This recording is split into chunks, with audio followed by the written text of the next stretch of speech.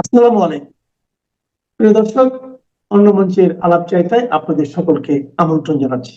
সুপ্রিয় দর্শক শ্রোতা মন্ডলী, আপনারা এই মুহূর্তে আমাকে যে যেখান থেকে দেখছেন বা পরবর্তীতে যে যেখান থেকে দেখবেন, আপনাদের সকলকে জানাই আমার আন্তরিক অভিনন্দন এবং শুভেচ্ছা।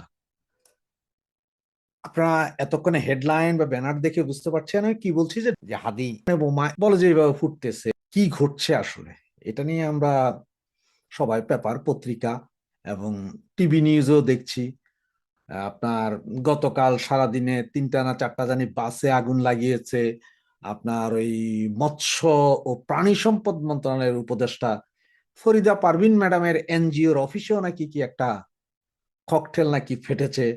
আবার দেখলাম যে ইনুস কাকার গ্রামীণ ব্যাংকের সামনে নাকি একটা ককটেল ফেটেছে।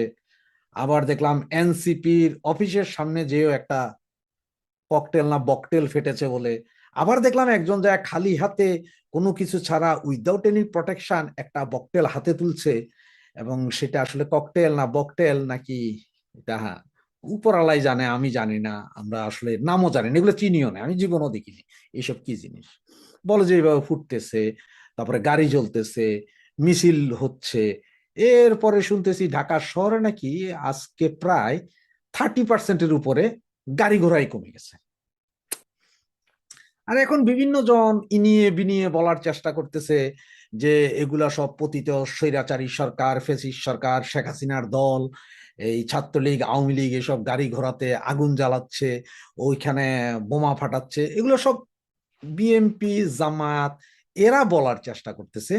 কিন্তু আসলে আমার মাথায় ঢুকে না যে বাংলাদেশ আওয়ামী লীগ তো নাই সারা বাংলাদেশে, তাহলে এগুলো করবে কে? আমার মনে হয় কি জানেন, এগুলো সব এনএসআই ডিজিএফআই এরাই করতেছে। কইরা এরা নিজেরা করতেছে, কইরা ধরেন আমাদের উপর দোষ চাপাচ্ছে। তো দেখেন ভাই, আমরা হচ্ছে যে আওয়ামী লীগ একটা গঠনতান্ত্রিক দল, সুস্থ দল, এবং তারা মানুষের উপকারে আসে, সবসময় নিয়মতান্ত্রিক আন্দোলন করে। এসব জ্বালাও পোড়াও ভাই সেই 17 বছর ধরে তো বিএনপি জামাতই করছিল জ্বালাও পোড়াও, এখনো তারাই করতেছে, কারণ এনএসআই ডিজিএফআই এর ভিতর তো সব তাদের লোক, জামাতি লোক, তারাই হয়তো করতেছে, কইরা আমাদের উপর দোষ চাপাচ্ছে। তবে দেখবেন আমি কিন্তু এখন পর্যন্ত বলি নাই যে ওইখানের গাড়ি এইখানের গাড়ি, ওখানে বোমা এখানে বোমা, এগুলা ছাত্রলীগ আওয়ামী লীগ বা আমরা করছি, এটা আমি বলি নাই। তবে লোকে বলে, হ্যাঁ ভাই, লোকে বললে আমি কি করবো বলেন আপনি? লোকে বলে আমরা নাকি করছি, এখন আমি বুঝি না। আর আমাদের পোলাপানের মধ্যে তো অত সাহসও নাই আসলে, যে ধাম করে একটা গাড়ি জ্বালাই দিলাম, এই সাহস কি আমাদের আছে এখন? আর নাই। এটা এমনি ডাক দিলেও এখন 2-4 জন পাওয়া যায় না, আমরা করতে গিয়ে এখন হয়তো দেখা যাবে যে কালকে হয়তো দেখা যাবে যে সারাদিন হয়তো 50টা ব্যাংকের বুথ কে বা কাহারা ভাঙিয়া দিছে, রাইতে দিনে মিল্লা। ওই যে একজন একজন দাঁড়ায় থাকে, সেগুলারে কেউ ধাওয়া দিছে, হেরা ভেঙে গেছে, এরপরে বুথ ভাঙিয়া দিছে। এই বুথের বুথ তো ভাঙা তো এটা ইয়ের কি বলে পাকা বুথ, হয়তো সামনের যে গ্লাসটারে কেউ 2টা পাটকেল মেরা ভাঙিয়া দিছে, ভিতরে যে টেকার মেশিন সেটাতে হয়তো কেউ একটা দাও দিয়া কোপ দিছে। এগুলো কি বলবে, বলে যে এগুলো সব আওয়ামী লীগ করে। কি রে ভাই, যাই করে দুনিয়াতে এখন সব আওয়ামী লীগ। তার মানে এখন ইউনুস কাকার যদি ধরেন আজকে যদি ডায়রিয়া হয়ে যায়, সেটাও কি বলবে, আওয়ামী লীগ। ওই যে ফরিদা ম্যাডামের ঘরের চাউল নাই, সেটাও আওয়ামী লীগ। ঘরের বউ বাচ্চায় ঝগড়া, সেটাও আওয়ামী লীগ। সব কিছুতে এরা আওয়ামী লীগ দেখে। সুতরাং এখানে আমার আসলে কি বলবো, এদেরকে বলার ভাষা খুঁজে পাই না। যেমন ধরেন আজকে এই যে আপনারা যখন আমার এই ভিডিওটা দেখছেন, এই সময় দেখবেন যে জামাত বলছে যে ইসলামিক আরো শক্তি নিয়ে আজকে ঢাকা শহরে তারা মহা সমাবেশের মতো করবে, শক্তি প্রদর্শন করবে। এইসব শক্তি প্রদর্শন করতে যায় হয়তো তারা আবার বাটার দোকান ভাঙবে, কোনো মার্কেটের মধ্যে হয়তো 2টা ইট মাইরা দিবে, কোথাও হয়তো 2টা টায়ার জ্বালাইয়া দিবে। এগুলা কইরা তারা চাইবে যে তাদের নির্বাচন যাতে পিছায় যায়, এইসব গন্ডগোল করে, যে দেশের ভিতরে গন্ডগোল অস্থিতিশীল অবস্থা, আপনারা কেউ নির্বাচনের কথা বলেন না, এগুলো তারা বলবে। তারা বইলে কি বলবে, সব সব আওয়ামী লীগ ভাই। এখন দেখেন আজকে এই যে বিকাল বেলা কানাডা, কানাডার এম্বাসি থেকে একটা সতর্ক বার্তা জারি করছে কানাডার নাগরিকদের জন্য, যারা বাংলাদেশে বর্তমানে আছে বা যারা আগামী 2-4-10 দিন বা 1 সপ্তাহের ভিতরে বা 1 মাসের ভিতরে বাংলাদেশে আসবেন, তাদেরকে হলুদ সতর্কবার্তা। মানে এখানে কিন্তু 3 রকম সতর্কবার্তা হয়। হলুদের পরে যখন হচ্ছে কমলা কালার যাবে গা, ওইটা হচ্ছে যে ভাই মহা সতর্কবার্তা, মানে ওই যে আমাদের দেশে যে 10 নম্বর সিগন্যাল আছে ওই রকম। আর হলুদ সতর্কবার্তা হয় 8:30-এর পর্যায়ে পরে।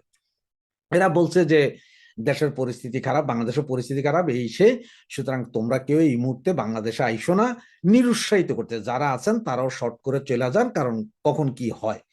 এটা কানাডার এম্বাসি। এখন হয়তো কালকে সকালে যে এইটাও সালার ফ্যাসিস্ট আওয়ামী লীগই করাই দিছে কানাডারে বলছে। কারণ হচ্ছে যে আমাদের ওই যে উপদেষ্টা, স্বরাষ্ট্র উপদেষ্টা, উনি বলছে বাংলাদেশের নিরাপত্তার কোনো ঝুঁকি নাই, বাংলাদেশ ওয়েল অ্যান্ড গুড, আমরা খুব ভালো লোক, আমরা খুব ভদ্রলোক, এখানে কোনো নিরাপত্তা ঝুঁকি হবে না, সুতরাং আপনারা সবাই থাকতেন, নাচেন, গান, ড্যান্সিং করেন, কোনো সমস্যা নেই। কিন্তু কানাডা এটা জারি করে দিল। এখন এটা কানাডা যেহেতু জারি করছে, এরপর হয়তো ইউরোপীয় ইউনিয়ন জারি করবে 2-1 দিনের ভিতরে, সারা পৃথিবী থেকে হয়তো সবচেয়ে শক্তিশালী 50-60টা দেশ জারি করে দিবে। এদিকে শুনতেছি চায়নাও জারি করে দিছে একই ঘটনা। কি যে হইতেছে আমার ভাই মাথায় ঢুকে না। এখন আমার কথা হচ্ছে যে এইভাবে কারা গাড়ি চালাইতেছে, কারাই ধরেন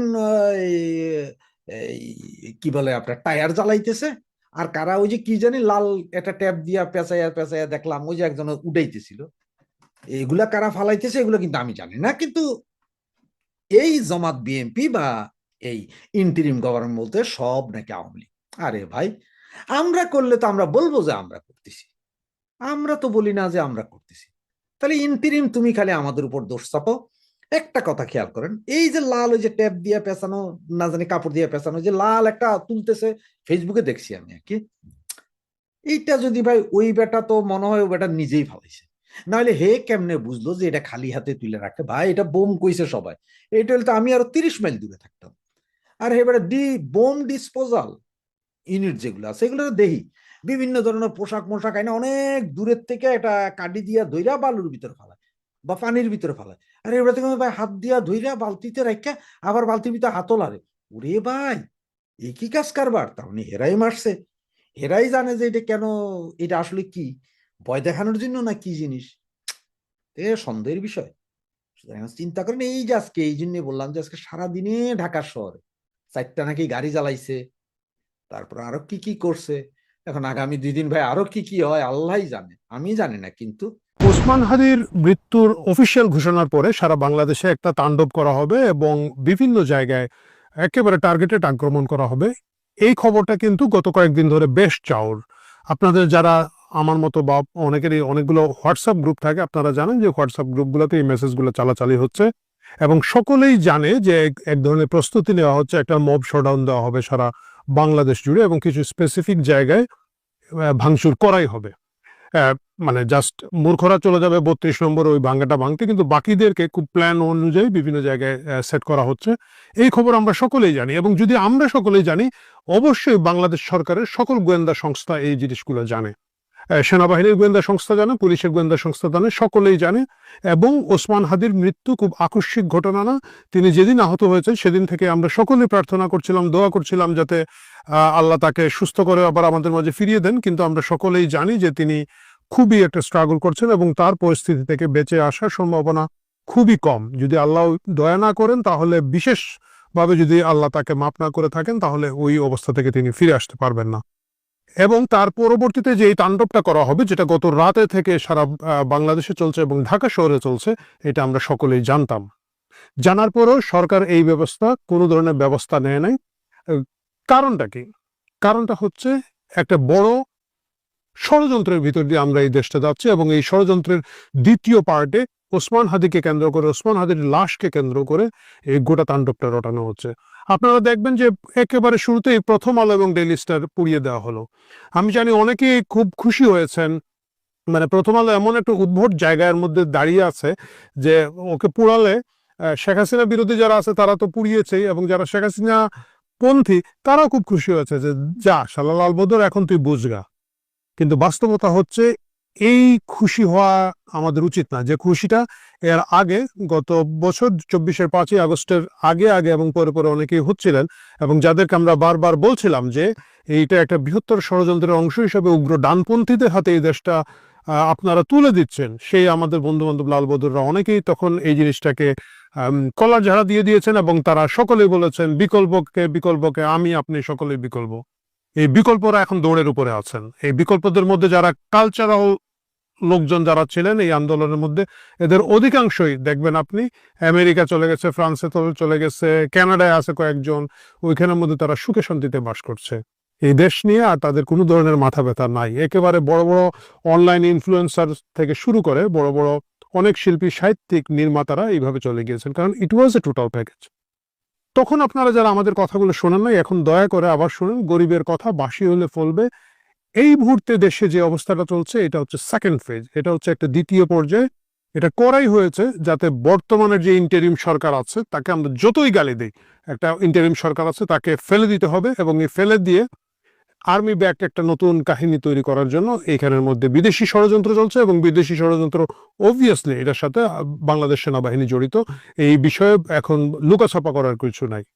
আপনারা যতবারই দেখবেন এই দেশের মধ্যে বড় বড় দুর্যোগ এসেছে, ক্ষমতা সেনাবাহিনী দখল করার আগে এই ধরনের অস্থিরতা তৈরি হয়েছে।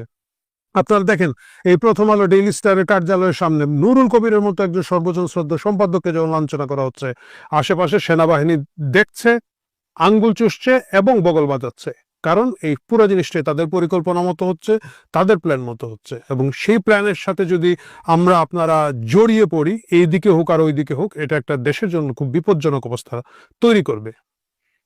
আমাদেরকে বুঝতে হবে যে ওসমান হাদির যে মৃত্যু হয়েছে, তাকে যে বা যারা খুন করে থাকুক না কেন, তাদের প্রত্যেকের সর্বোচ্চ শাস্তি আমাদের প্রয়োজন আছে। কিন্তু এই খুনিরা কিভাবে এখন পর্যন্ত ধরাছোঁয়ার বাইরে আছে, তারা দেশে থাকুক আর দেশের বাইরে থাকুক, কেন তাদেরকে ধরাছোঁয়া যাচ্ছে না? যেখানে একজন মুখোশ ঢাকা কাজের মেয়ে খুন করেছিল, খুন করার পর তাকে কই প্রত্যন্ত গ্রামাঞ্চল থেকে ধরে নিয়ে আসা গেল, এদেরকে কেন ধরা হচ্ছে না? এদের পিছনে কিভাবে এজেন্সিগুলোর সমর্থন আছে?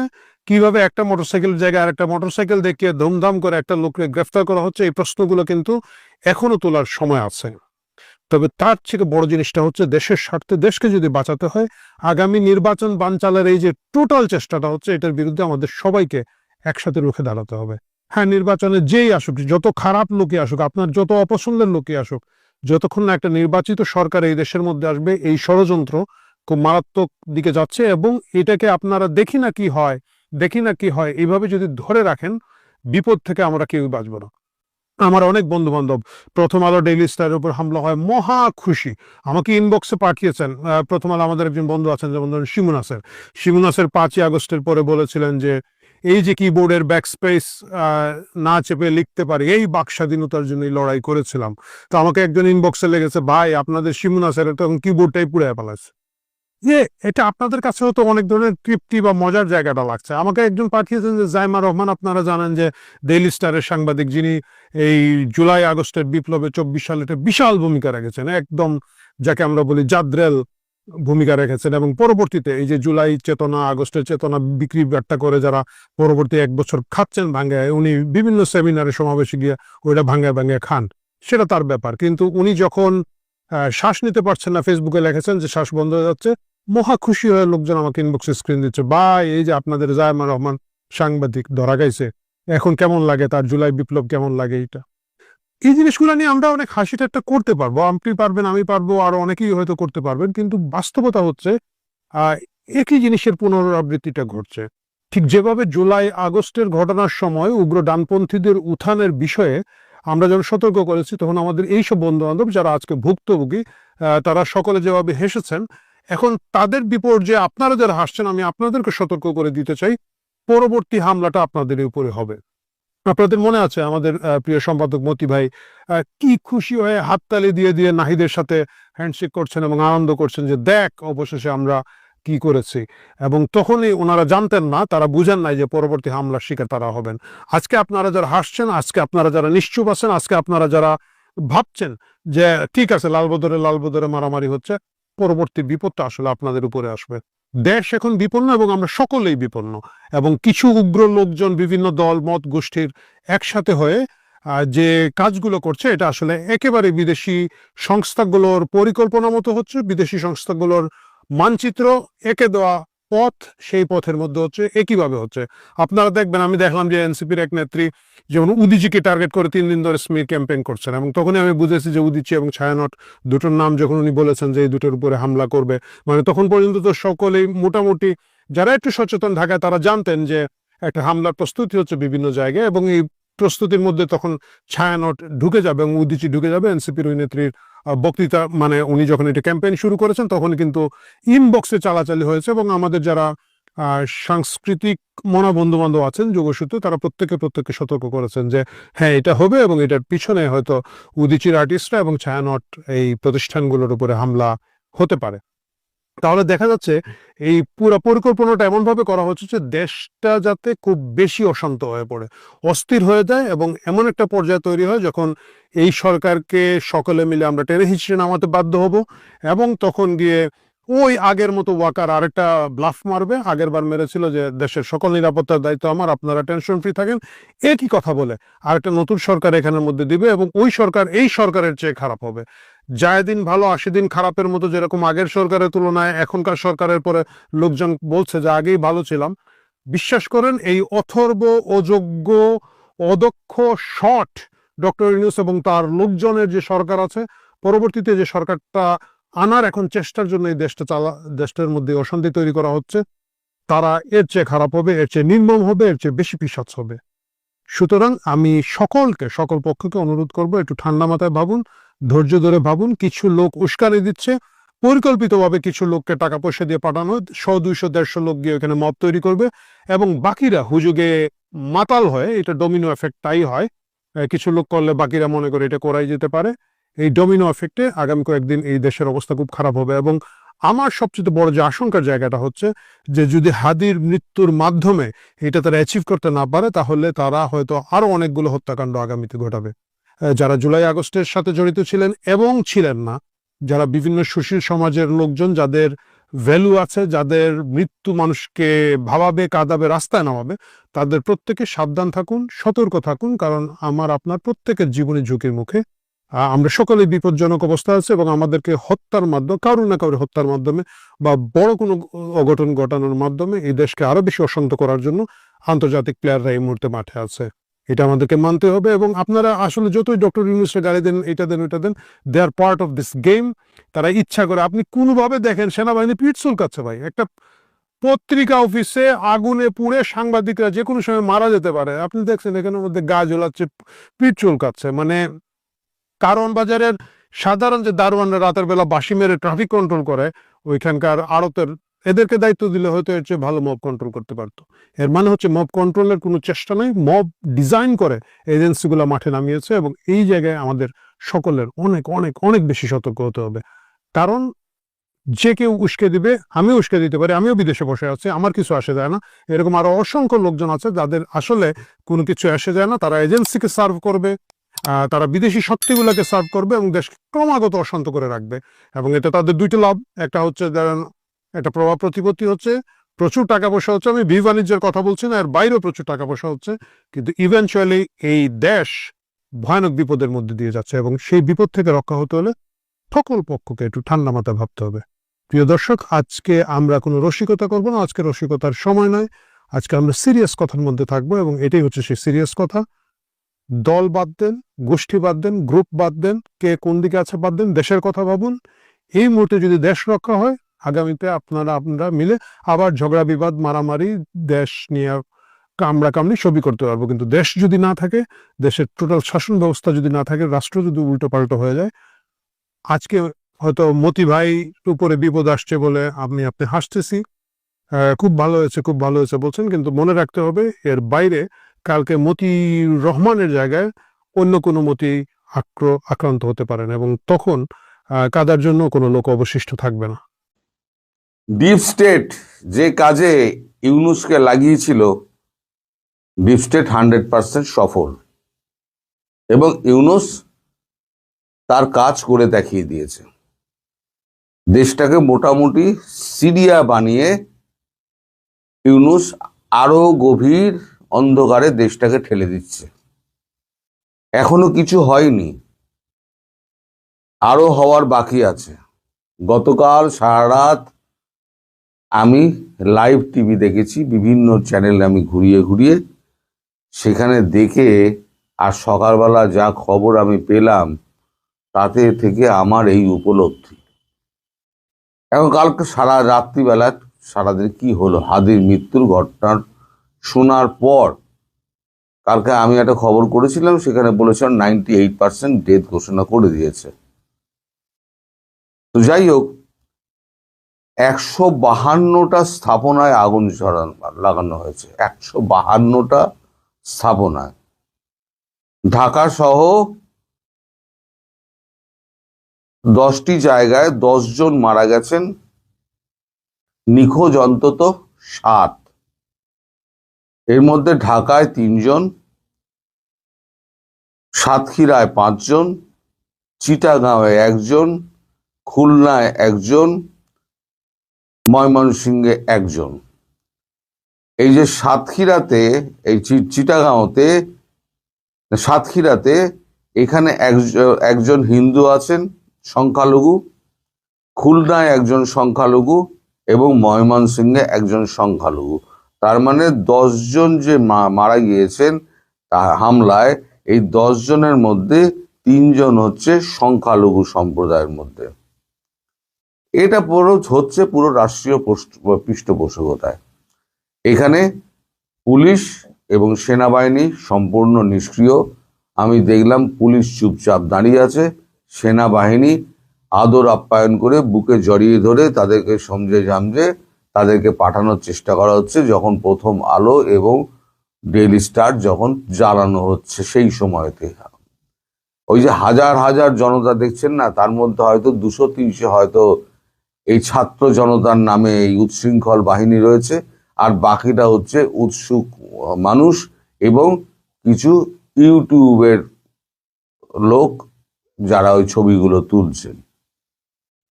তাই রাষ্ট্রীয় সেনাবাহিনী, রাষ্ট্রীয় পৃষ্ঠপোষকতা, এই কারণেই আমি বলছি যে এই সেনাবাহিনী এবং পুলিশ যাদের জাতিকে রক্ষা করা, দেশকে রক্ষা করা যাদের দায়িত্ব, তারা সেই দায়িত্বে সম্পূর্ণ ব্যর্থ হয়েছেন। চিটাগাঁওয়ে ভারতীয় ডেপুটি হাই কমিশনের অফিস ভাঙচুর হয়েছে, খুব ভালো করেছেন এটা। খুলনায় ভারতীয় ভিসা অফিস ভাঙচুর।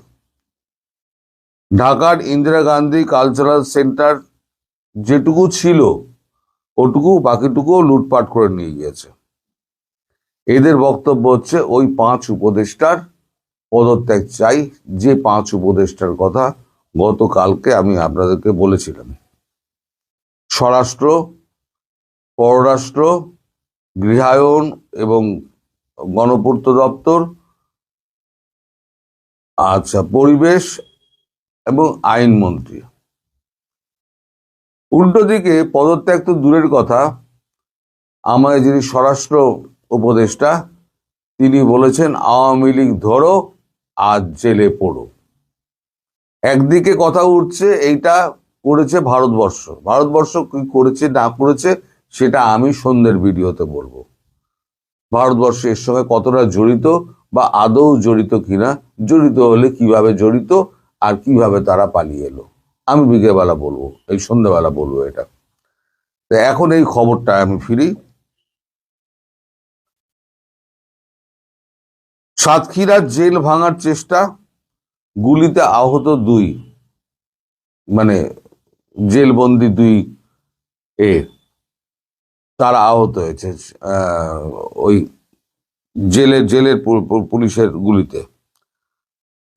আচ্ছা, আজকে নামাজের পর, আজকে শুক্রবার, আজকে নামাজের পর ঢাকা হাই কমিশনার অফিস অভিযান হবে। আজকে হয়তো ঢাকা হাই কমিশন হয়তো ভেঙে গুড়িয়ে দেওয়া হবে, তো সেটা আশঙ্কা করা হচ্ছে। মানে ভালো, আপনারা যেটা করছেন সেটা ভালো। এইটা করণীয় কি, এই যে অবস্থা চলছে এটা মানে কিভাবে মোকাবিলা করা যায়, কাদেরকে নিয়ে বসা হচ্ছে? যে 5 জন উপদেষ্টার এরা পদত্যাগ চাইছে, এরা বলছে এরা বেঈমান, এরা আমাদের ধোঁকা দিয়েছে, এরা দেশকে লুট করতে এসছে। কালকে ক্যামেরায় বলছে এরা দেশকে লুট করতে এসছে, এরা আমাদের রক্ত চুষছে, তাই এদের পদত্যাগ আমরা চাইছি এবং এদের বিচার চাইছি। তা সেই উপদেষ্টাদের দিয়ে ইউনূস সাহেব তিনি আবার একটা বৈঠকে বসছেন।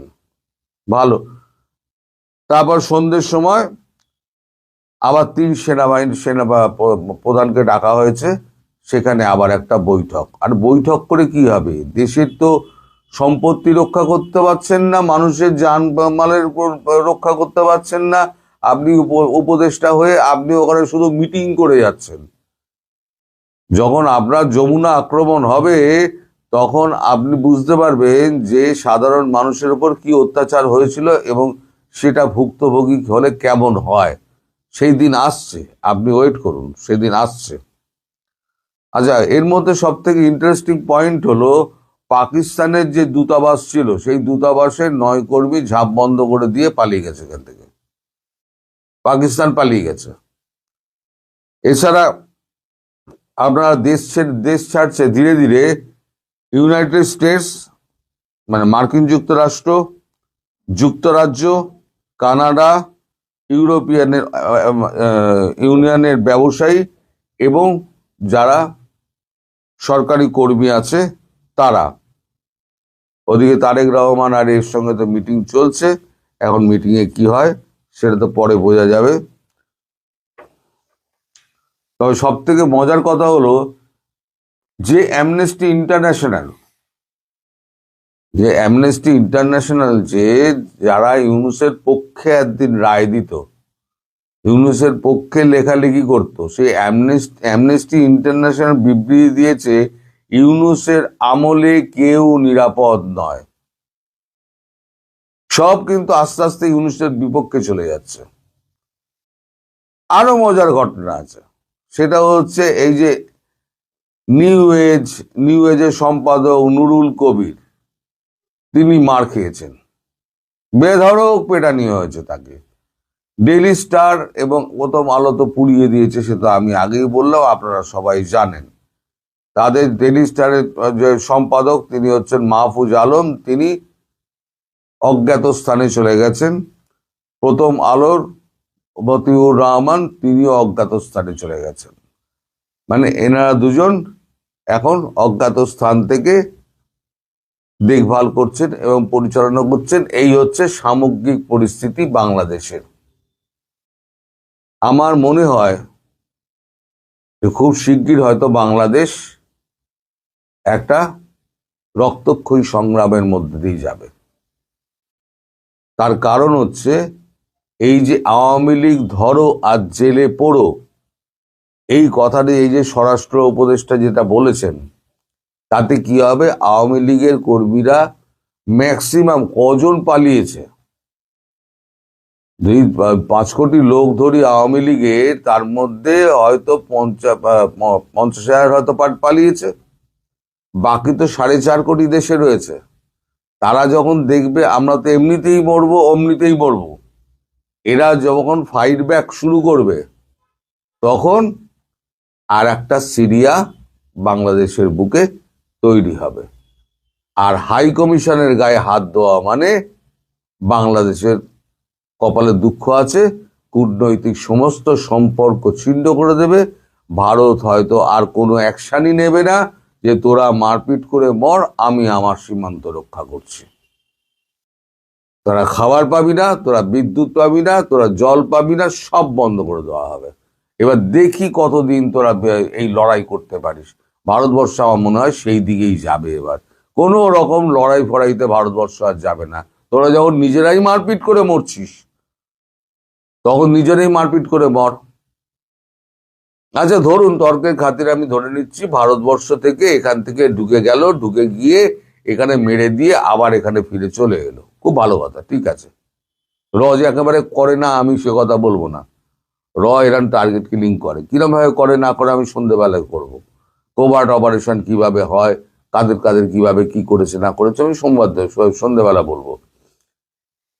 কিন্তু আমার বক্তব্য হলো, এই কি যাদেরকে মারা হলো, যে কাগজগুলো পোড়ানো হলো, যে কাগজের অফিস পোড়ানো হলো, সেখানে কতজন আহত বা নিহত হয়েছে তার সংখ্যা এখনো জানা যায়নি।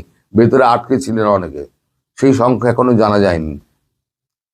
তো তারা কি ভারতীয় ছিলেন? ওই কোম্পানিটা কি ভারতীয় কোম্পানি ছিল?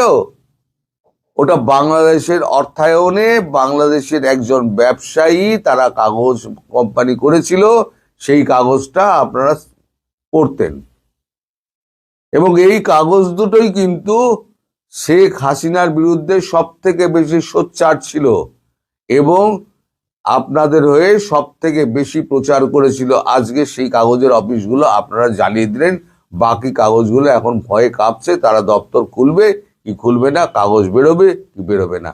আজকে যদি এই শুক্রবারের পর উন্মত্ত জনতা, এ তো একটা মানে পাগল হয়ে গেছে এরা, উন্মত্ত জনতা যদি আর দুটো কাগজের অফিস ভাঙে, তাহলে বাংলাদেশ থেকে সমস্ত কাগজ এবং চ্যানেল, সমস্ত সম্প্রচার এবং প্রচার বন্ধ হয়ে যাবে। তাহলে তখন আপনারা কি করবেন? একটা ব্লকেডের মধ্যে পড়ে যাবেন, পৃথিবী থেকে বিচ্ছিন্ন হয়ে গেছেন। এই যে সবকটা চলে যাওয়া, ইউএস থেকে ইউকে পর্যন্ত, কানাডা, ইউরোপিয়ান ইউনিয়ন সব যে চলে যাচ্ছে, এবার তার অর্থটা বুঝতে পারছেন? তারা বুঝতে পারছে যে একটা আর একটা সিরিয়া হওয়ার মুখে এসে দাঁড়িয়েছে, ফলে এখান থেকে পালাও। আপনাদের দেশ, আপনারা কি করবেন আপনারা বুঝে নিন। তবে গৃহযুদ্ধের দিকে একটা বাংলাদেশ যাচ্ছে।